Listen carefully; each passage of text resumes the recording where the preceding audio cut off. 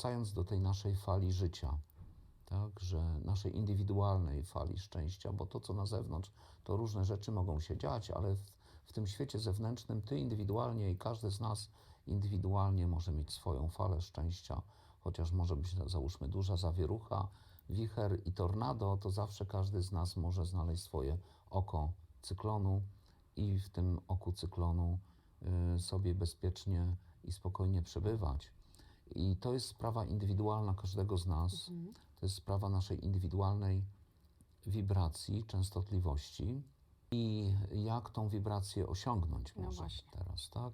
Bo jak tą wibrację osiągniemy, to te wszystkie zasoby, jak dostatek zdrowia, dostatek szacunku, dostatek miłości, wdzięczności, akceptacji, samorealizacji, dostatek materialny, to wszystko przychodzi jako pochodna, jako coś wtórnego. Więc najważniejsza jest wibracja w nas.